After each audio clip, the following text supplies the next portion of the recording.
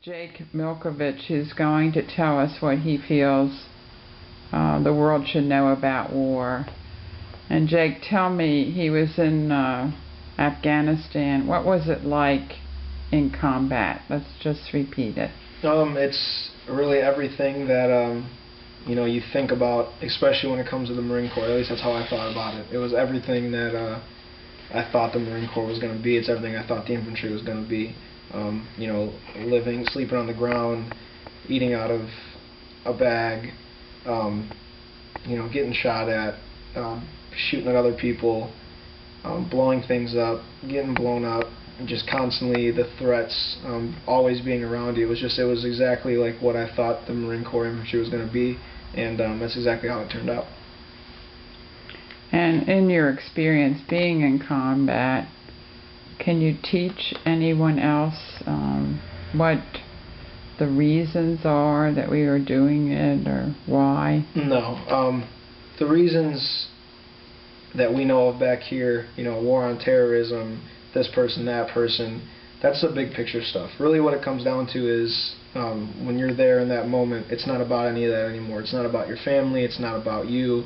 It's about making sure that at the end of the day, when the sun goes down, you're with the same people that you woke up with that morning.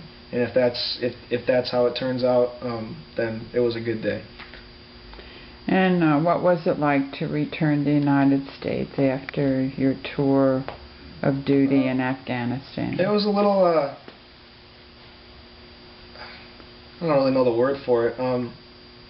It was weird because nothing changes here. You come home and it's the same life that you left, it's the same people, it's the same cities, it's the same lifestyle. Nothing changes. So you go from not being in any type of hostile environment to the worst of the worst, and then you go right back to the normal life you always lived. So it's kind of like you get shocked one way, and then you get shocked back to your normal life. And it takes a little getting used to at first, but just because we've lived here for so long, it's really easy to come back to in that sense. The war still goes on though for a lot of vets in the United States. It doesn't just end when they get home. They are constantly thinking, and there's stuff weighing on their mind, and they have survivor's guilt, and when you come back in the civilian world, it's a complete change of lifestyle. You go back into a society that really doesn't pay attention to all the little things. They kind of live in a bubble, it seems. They don't realize how precious life is, and really a lot of the stuff that men and women go through every single day for us to still be living here the way we are today. So